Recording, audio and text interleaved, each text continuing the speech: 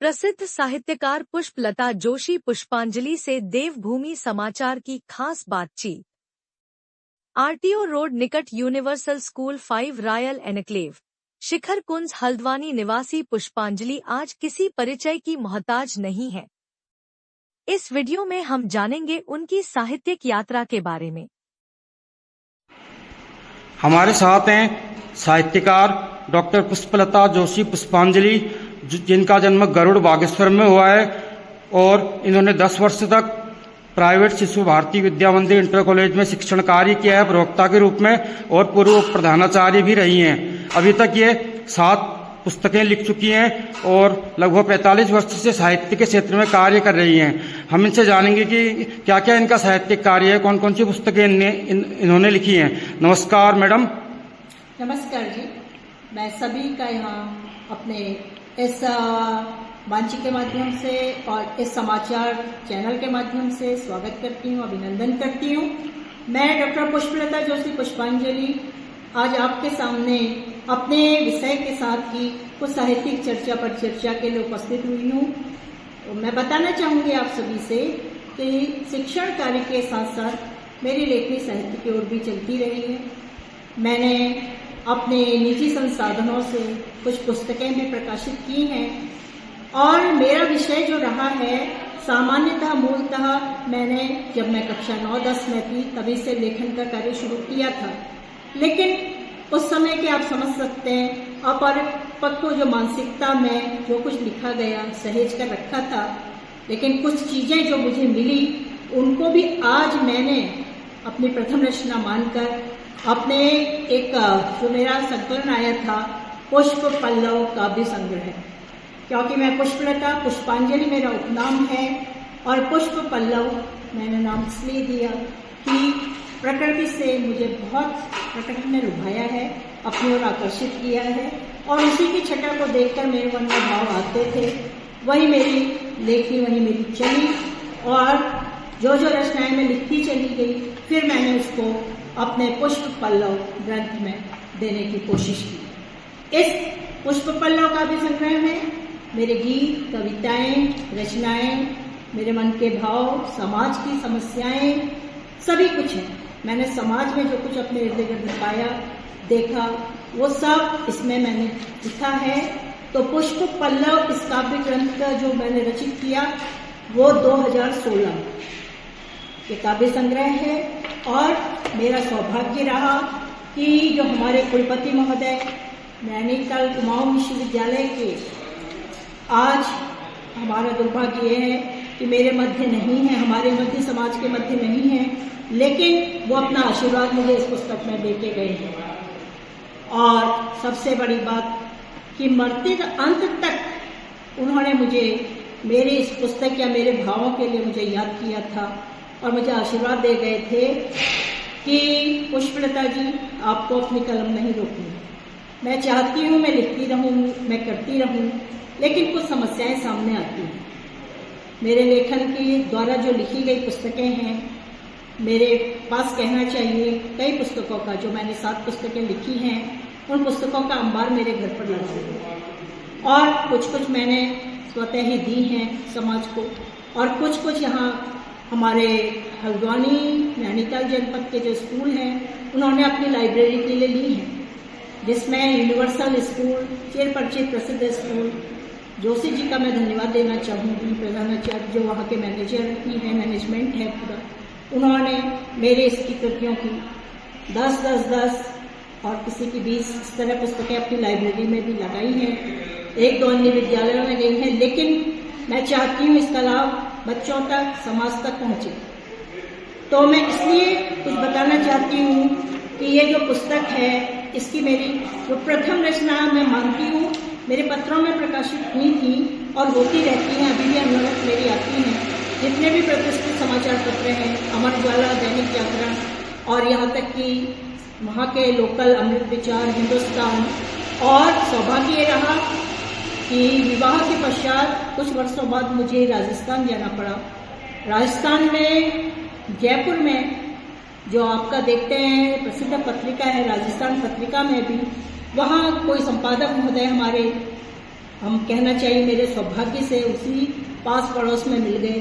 पता लगा मैं कुछ लिखती हूँ, उनको रचना दिखा बैठी, तो राजस्थान पत्रिका में तक मेरी रचनाएं प्रकाशित हुई। लेकिन उसके बाद जो कुछ मैंने ये रचा है, मैं चाहती हूँ, कई पुस्तकें हैं, आप लोग आएँ, मैं आपको अपना पता भी दूंगी और जहाँ से भी उपलब्ध होगी मैं पुस्तकें आपके पास भी देना चाहूँगी, क्योंकि हर साहित्यकार की कलम समाज के लिए ही होती है, क्योंकि जो कुछ लिखा जाता है वो समाज के लिए उपयोगी होता है, सारी समस्याएं होती हैं। इसी तरह अभी मैं समय के बाद आपको एक एक थोड़ी सी पंक्तियाँ दूंगी, क्योंकि समय अधिक हो जाएगा। जिस तरह मैंने कहा प्रकृति ने लुभाया है, तो याचना की कुछ पंक्तियाँ मैं देती हूँ मेरी कविता कि हे प्रकृति माँ, हमको भी अपना सा नूतन यौवन दे, हर साल खिले किसलय विकसें, प्रति शाख नव पुष्प खिले, नित्य पुष्प को मधुर सुगंध मिले, नित्य पुष्प को मधुर सुगंध मिले, ऐसा अभिनव सुंदर तन दे, हे प्रकृति माँ हमको भी अपना सा चिर यौवन दे। ये हमने इसलिए कहा है कि जब हमारी प्रकृति, देखिए आज पर्यावरण और प्रदूषण की बात चल रही है, जब इस तरह प्रकृति होगी और हम लोग भी स्वस्थ होंगे, तो इसके लिए समाज के लिए आवश्यकता है कि हम प्रकृति का संरक्षण करें और प्रकृति हमारा संरक्षण करे। यही भाव है इसमें। तो इस तरह की कविताएं हैं। प्रथम कविता की 4 पंक्ति लेना चाहूँगी कि दीप कितने ही जलाए, दीप कितने ही जलाए, किंतु मन का दीप बुझता जल न पाया, दीप कितने ही जलाए। दीपकों की पंक्तियां कितनी जलाई और जगमगाहट कर दिवाली अति मनाई, किंतु बुझता दीप यह मन का न जलता, और हृदय पट का गहनतम तारे न डरता, दीप कितने ही जलाए किंतु मन का दीप बुझता नहीं। तो ये तम जो अज्ञानता का तम है वो हमें मिटाना। कुछ भाव थे, जहाँ तक मैंने पर्यावरण को लेकर मैं चिंतित थी, तो पर्यावरण से हम कितने सुरक्षित, मैंने प्रश्न किया है, क्या दशा है, कैसा पर्यावरण था, कैसी प्रकृति थी और क्या हो चुकी है, और कैसा उसे हमें आगे के लिए, भविष्य में अपनी पीढ़ी के लिए सुरक्षित करना है। ये संदेश है इसमें, प्रकृति से हम कितने सुरक्षित। इसमें भी मैंने प्रकृति से हम प्रदूषण को कैसे दूर कर सकते हैं, उसके प्रयोगात्मक तरीके भी हैं, वैज्ञानिक तौर पर भी हम कैसे इसको, क्या चल रहा है, हमारा क्या कर्तव्य है, ये सब कुछ मैंने इसमें दिया है। और पुस्तकों में भी हमारे जो शिक्षाविद हैं, हमारे जॉइंट डायरेक्टर से भी अभी अवकाश प्राप्त हैं, बहादुर सिंह बिष्ट जी ने भी इस पुस्तक में अपने 2 शब्द दिए हैं। ये उपयोगी पुस्तक है, मैं दिखाना चाहूँगी। साथ ही जब तक मैं काव्य की बात कर रही हूँ, मेरा, जब मैंने आपको कहा कि प्रकृति से ही काफ़ी मेरे को उसने लुभाया है, आकर्षित किया है, तो मैंने दूसरी पुस्तक का नाम भी पुष्प उपवन।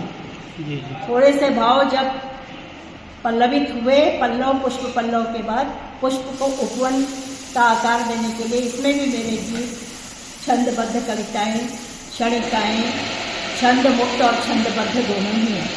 पुस्तक में रुबाई, दोहे और घनाक्षरी छंद, सवैया, साइली छंद, हाइकू छंद, ये सब प्रयोग भी किए गए हैं, कविताएं हैं। और इस पुस्तक में भी सौभाग्य मुझे आदरणीय यशोधर मटपाल जी, जो प्रसिद्ध इतिहासवेत्ता और साथ ही साथ चित्रकार, साहित्यकार, आपकी लेखनी तो अजर अमर है, आपने आशीर्वाद दिया है। जी जी, मैं उनको भी सादर नमन करती हूँ इस आपके इस विख्यात समाचार चैनल के माध्यम से। मैं दिखाना भी चाहूँगी कि आपकी लेखनी, इतना सुंदर आपका लेख पूजनीय गुरुवर यशोधर मटपाल जी को ही समर्पित की है मैंने पुस्तक। तो इसमें भी मुझे अपने बहादुर सिंह बिष्ट जी का आशीर्वाद मिला हुआ है, जो संयुक्त डायरेक्टर से अभी अवकाश प्राप्त है। और तो गीतों की श्रृंखला में तो मैं चाहती हूँ यदि पुस्तक लेंगे, मेरे सुनाने से तो ज़्यादा आपको आनंद इसको पढ़ने में भी आएगा। तो हर तरह की इसमें मैंने रचनाएं दी हैं। बेटियों के लिए भी, क्योंकि मैं एक महिला ही हूँ, तो वही अचानक निकला है। मैं इसे आपको बताना चाहूँगी कि बेटियाँ धरा का श्रृंगार हैं, बेटियाँ धरा का श्रृंगार हैं और शीतल सुगंधित बयार है। बन जाता है जब कोई नर पिशाच, बन जाता है जब कोई नर पिशाच, तब बन जाती है वह शोला अंगार। बेटियां कुमकुम चंदन केसर क्यारी हैं, बेटियां कुमकुम चंदन केसर क्यारी हैं। दुर्गा सावित्री लक्ष्मी जीजाबाई हैं, निर्देश प्रांत की गौरव गाथा है। इतिहास के कई पृष्ठों में, इतिहास के कई पृष्ठों में सजती स्वर्णमयी काया है। कभी मृदुल शीतल जलधार हैं, कभी प्रचंड सुनामी लहर है, कभी प्रचंड सुनामी लहर है। और अत्याचार होता जब जब भी उन पर है, अत्याचार होता जब जब भी उन पर है, उस मुल्क का निश्चय ही सर्वनाश है। क्योंकि विधना की संवेदनशील प्रति है, वह विधना की संवेदनशील प्रति है। जुल्म ढाओगे तो बस प्रलय ही प्रलय है। क्योंकि रुद्र रूप रुद्राणी केवल नारी है, रुद्र रूप रुद्राणी केवल नारी है। आपके सम्मुख अपनी एक बाल पुस्तिका लेकर आई हूँ, जिसका टाइटल है नया सवेरा आया चुनमुन। बच्चों के लिए, हम उनके लिए जी रहे हैं और नया सवेरा की आस है। तो मैं बच्चों से ये कहना चाहूँगी कि जो भी साहित्य है, जो बड़े लिखते हैं, वो अपने लिए नहीं, समाज के बच्चों के लिए लिखी जाती है। वो हमारा भविष्य है और उनको समर्पित मैंने ये पुस्तक की है, नया सवेरा आया चुनमुन। तो इसमें से मैं एक रचना आपको सुनाना चाहूँगी, क्योंकि हमने कोई परियों की कथा नहीं करी है, हम कोई उस युग में नहीं गए हैं, स्वप्नलोक की बात नहीं करी है। यथार्थ में हम जी रहे हैं, तो यथार्थ की बातें हैं। और बच्चों को अरुणोदय और विज्ञान, क्योंकि अरुण उदय होकर ही प्रकाश आता है, तभी भविष्य बनता है। तो अरुणोदय और विज्ञान को लेकर एक छोटी सी रचना मैं देती हूँ। कई रचनाएं इसमें हैं जो आपको पुस्तक उपलब्ध होने पर स्वयं ही मिल जाएंगी। तो मैं एक रचना इससे आपको बताना चाहूँगी कि ना परियों की कहानी है, ना है परियों की कहानी, ना है राजा रानी की, ना है परियों की कहानी, ना है राजा रानी की। करें अब कुछ बातें अच्छी, करें अब कुछ बातें अच्छी, जो है सच्चे विज्ञान की, जो है सच्चे विज्ञान की। उठ जाओ तुम प्रातः काल ही, उठ जाओ तुम प्रातः काल ही, और देखो अरुणोदय की लाली। तुम मुस्काओ कलियां मुस्काएं, तुम मुस्काओ कलियां मुस्काएं, देख देख रवि की लाली। फिर तुम देखो मुस्कान भरी, फिर तुम देखो मुस्कान भरी, पुष्पा की सुंदर डाली, और झूम झूम कर नाच है करती, झूम झूम कर नाच है करती, पत्ती पत्ती डाली डाली। स्वर्णिम सुंदर रश्मि सूर्य की, स्वर्णिम सुंदर रश्मि सूर्य की, सतरंगी जाली बुनती। खोलो आंखें सूरज को देखो, खोलो आंखें सूरज को देखो, सूरज की सुंदर लाली, और इंद्रधनुषी आभा होगी, इंद्रधनुषी आभा होगी, तुमसे मिलने आएंगी, तुमसे मिलने आएंगी। बहुत धन्यवाद आप सभी का। और मैं पुनः धन्यवाद करना चाहूँगी अपने प्रसिद्ध इस चैनल का, और इसी के साथ पुनः कभी आपसे वार्तालाप करूँगी। धन्यवाद, बहुत धन्यवाद।